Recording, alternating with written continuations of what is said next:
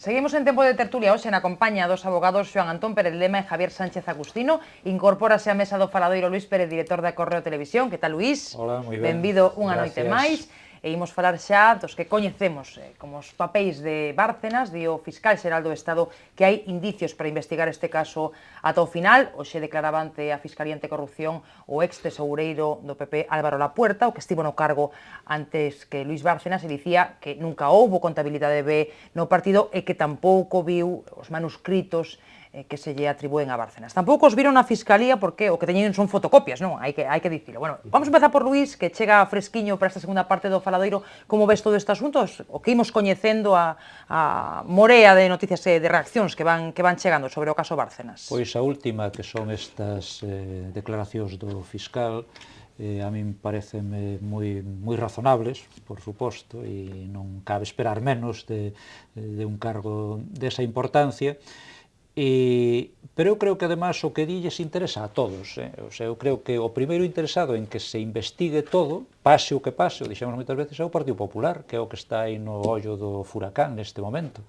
Entón, eu creo que lle interesa que se aclare todo e canto antes, claro. E tamén lles interesa a todos os demais partidos, para eso está.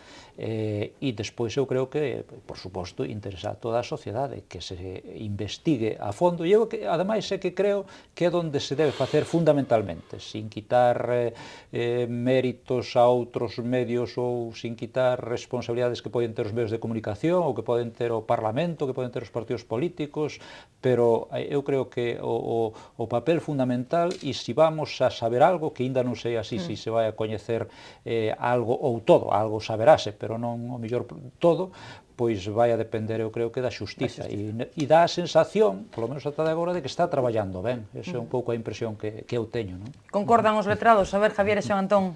Javier. Pois creo que o tema este de Bárcenas, pois evidentemente está causando pois un claro, de momento, persuicio a aquel que está sendo acusado pois, alo menos dunha infracción de carácter administrativo fiscal, que neste caso é o Partido Popular e, lóxicamente, aqueles membros que aparecen nesos papéis, non?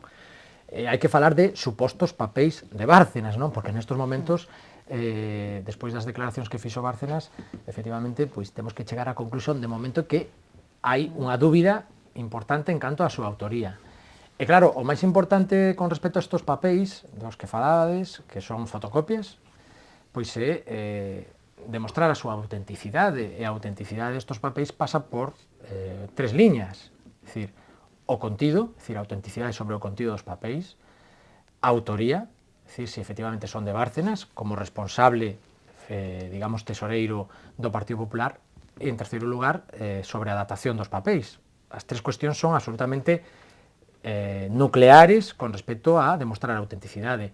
E eu, pola miña experiencia como xurista, evidentemente non creo que haxa ningún perito calígrafo, espero que Xoán Antón non me corrixa neste aspecto, en España, que poida, despois de examinar unhas fotocopias, asegurar ao 100% estas tres cuestións, é dicir, a autoría, o contido e a datación. Sobre todo a datación, porque a falta de muestras de carácter orgánico, como poidan ser pois a tinta ou a impresión con respecto ao folio, van a ser moi difícil pois determinar a datación destes papéis se se fixeron fai 4 días ou se fixeron fai 15 anos. Pois evidentemente pois esa falta de autenticidade vai a levar, non me creo equivocar, a que se non aparecen os orixinais ou non aparecen outras probas que poidan refrendar o que se está dicindo de todos estes papéis, pois a que isto se vaya disolvendo e que queden como un misterio máis, un arcano no futuro do que foi os supostos ou presuntos papéis de Bárcenas. Pero sí nese sentido, claro, evidentemente, hai consecuencias, os persuicios que se está causando a unha grupo ou unha formación política como é o Partido Popular. Evidentemente, creo que a hora da xustiza, creo que a hora dos xuíces en España, é que este tipo de accións tanto hai que reprimilas para que non se produzan, como investigalas para que efectivamente se teñen consecuencias delituais, pois que se persiga aqueles que foron os seus autores. En todo caso, pois bueno, evidentemente o Partido Popular, si considera que el non é responsable, lle quedan dúas opcións, é dicir, eu non son responsable, non teño por que demostrar a miña inocencia nun Estado de Dereito, pero tamén, lóxicamente, nesta situación de presión mediática, non lle queda outro remedio que presentar querellas, e terá que presentar querellas, dicen por difamación, entendo que serán por insurias, porque nin siquiera por calumnias, porque a imputación non é un delito, sino que é unha infracción de carácter fiscal, e polo tanto non hai calumnias, habería infracción de insurias. En este caso, ademais, a Bárcenas, unha vez que dixo que el non é o autor dos papéis, si se demostra que é o autor dos papéis, non lle vai a quedar a opción da exceptio veritatis, é dicir, de demostrar que é realidade e verdade eso para librarse das insurias, que, por certo, entendo que tampouco habería exceptio veritatis neste caso, é dicir, a proba da verdade de que o que din os papéis é certo, porque eso sería en caso de funcionarios públicos no exercicio do cargo. E, neste caso, o que aparece nos papéis non son funcionarios públicos, son cargos do Partido Popular que cobraron dentro, supostamente ou presuntamente, dentro da súa actividade como políticos do Partido Popular, como cargos orgánicos do Partido Popular. Por iso que, para rematar, os papéis de Bárcenas vai a ser un misterio, un arcano, porque dubido eu moitísimo que a través dunhas fotocopias poida chegarse a algún tipo de conclusión. A ver, Xoán Antón. Eu, en canto ao alcance dos apuntamentos contables do señor Bárcenas, estou de acordo con Javier, porque xa o escribín no xornal El Correo Gallego domingo. E dixen precisamente, cuidado, que isto ten precisamente pola posible prescripción dos delitos fiscais e das infraccións administrativas. Bueno, hai un tipo agravado de delito fiscal que son 10 anos, que, bueno, podería, pero moi complicado, porque efectivamente ninguén vai estar nos 120.000 euros. E entón xa decía, coño, isto a trascendencia xurídico penal realmente é moi limitada no alcance. Estou de acordo basicamente co que decía Javier, con certa matización. A grafoloxía non é unha ciencia exacto 100%, ni siquiera con originais.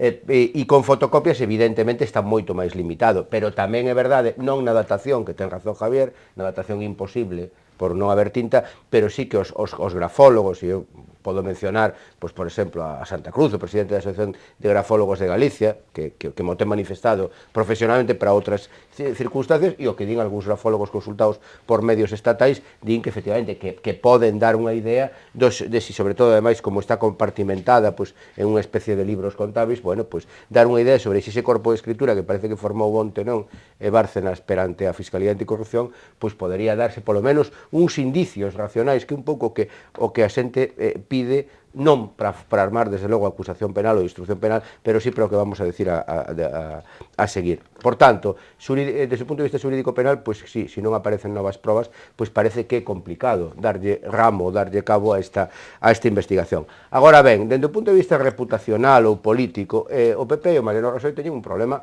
moi grave, porque ademais hai algúns apuntamentos que están acreditados ou polo menos bueno, pois ratificados. Falamos do de Jaime Ignacio del Burgo, falamos tamén do de Pío García Escudero e algúns outros, non?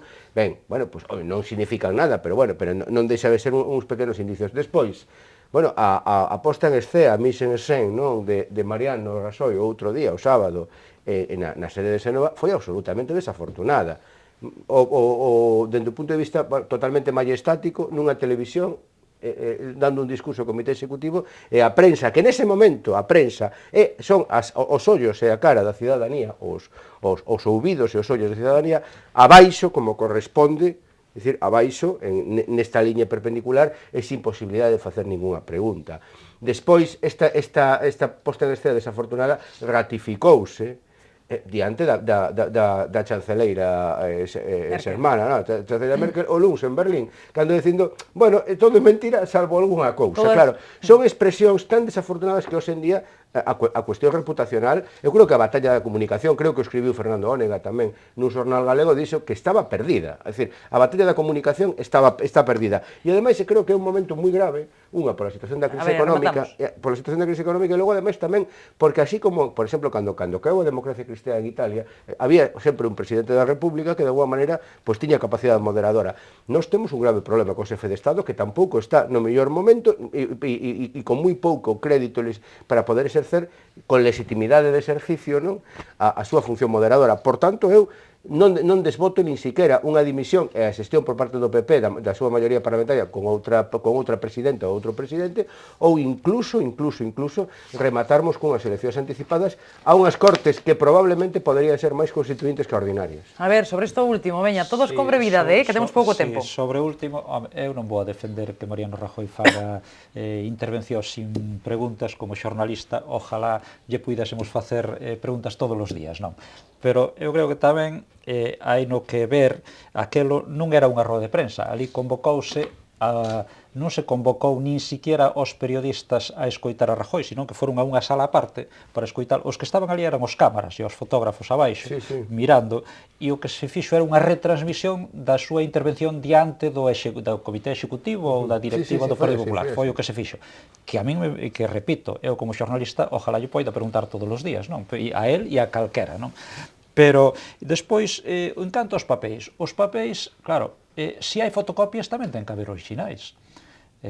Habrá os que encontrar, porque supoño que se o país publicou unhas fotocopias é porque viu uns orixinais ao lado.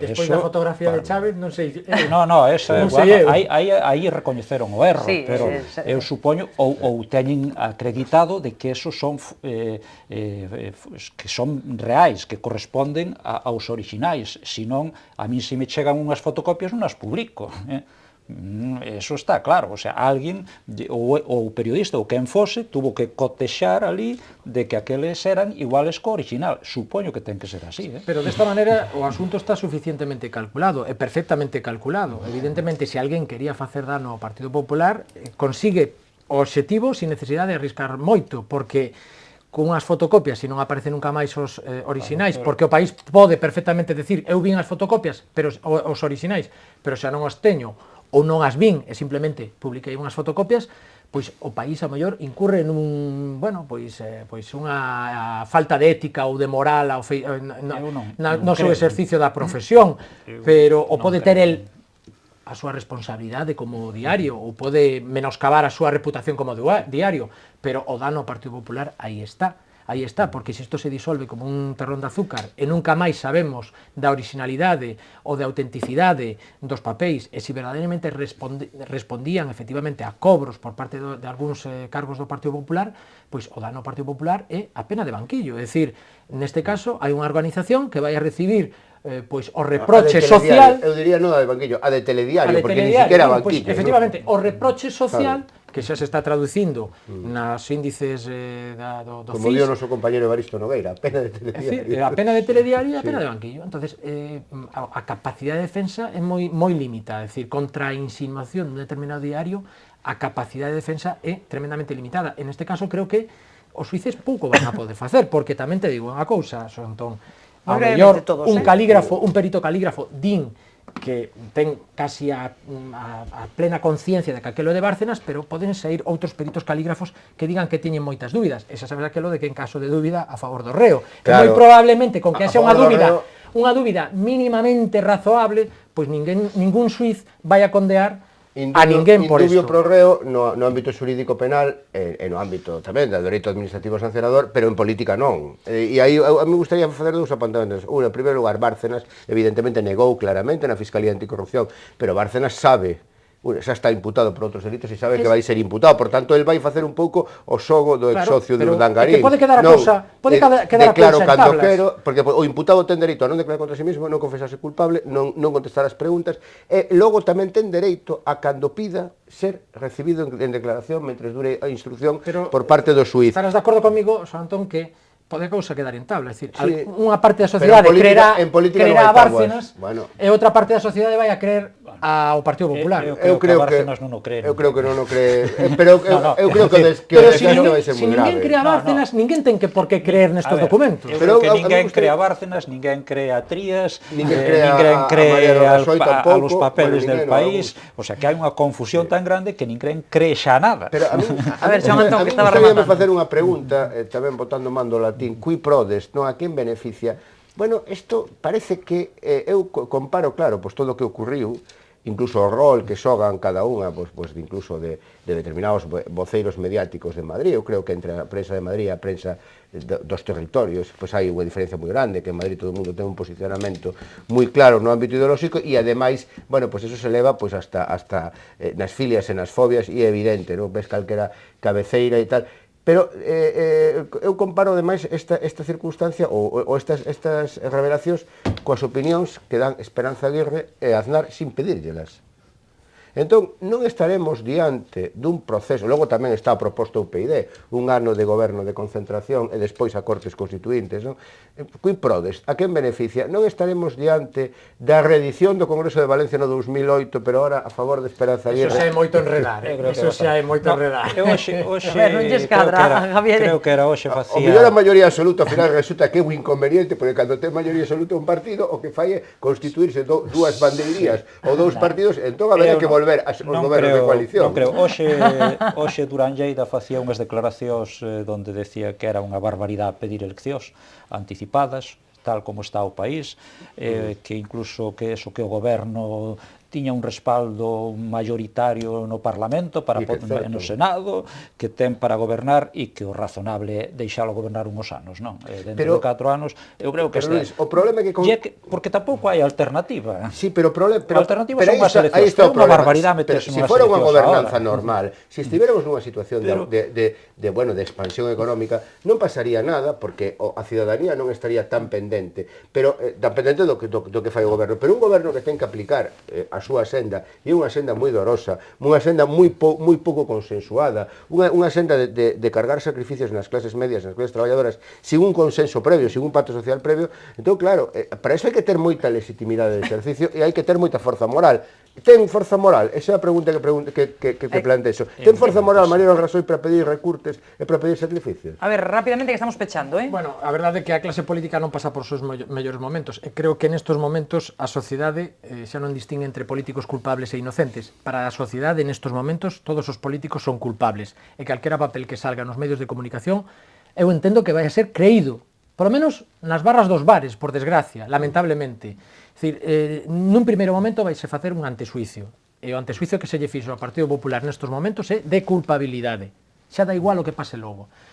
Por desgracia vai a ser así. É justamente porque a clase política e porque somos un país tamén extremista. É dicir, valía todo, agora xa non vale nada. Os políticos prácticamente non se lles escrutaba polas súas accións e agora, por calquera cousa, están sempre na diana e no punto de mira. Por eso que estamos xa no extremo contrario, e isto verdadeiramente é unha situación extremadamente dramática e grave para o país, e sobre todo para o sistema político e para a clase política. É que podemos ir a peor, A enquisa do CIS, esta última, ningún político aprobaba, pero é que ningún, e os que sacan mellor nota, pois son os políticos que non teñen ninguna posibilidade. Suspenden, é dicir... E hai outro dato que tamén me fixo gracia. O rexeitamento a Rajoy e a Rubalcaba é máis ou menos igual. 84 e 88%, pero hai outro dato, pero hai outro dato que creo que era solo o 8% dos votantes do PSOE apoiaban a Rubalcaba. Bueno, é dramático, así. Que alternativa? É que eu creo que a fin do bipartidismo, eu creo que a fin dese bipartidismo que chegou a ocupar institucionalmente o peor non é que rexeiten, o peor é que desconfían, a palabra é desconfían, que non parece gravísimo. Pero hai outro dato, é só unha cousa, é que é un pouco tamén é reflexo da sociedade, porque hoxe li hai que casi o 70% das descargas de películas en internet son ilegais. Sí. A ver, e onte salía outra que 4.000 estaban imputadas ou iban a imputar 4.000 persoas por utilizar fraudulentamente a residencia en Baleares para viaxar máis barato. Bueno, é que a sociedade, é que eu creo que xa sei que os políticos teñen que dar exemplo, pero todos un pouco tamén, non? É que eu creo que todos temos algo que... Eu creo que a ciudadanía cumpre as leis de forma mayoritaria. A corrupción xa sabedes que empezou na cola do cine saltándose e buscando ao amigo para que te saques as entradas. Doutros casos que están estes días no Candeleiro non dá tempo xa a falar, así que temos que deixar aquí, ben o sinto, porque estaba moi interesante a tertulia. Grazas a Javier, a Xoán Antón e a Luís por acompañarnos, grazas a todos por seguirnos un día máis. Volvemos, xa saben, a semana que ven con máis análise, máis tertulia, máis debate en Correo Televisión.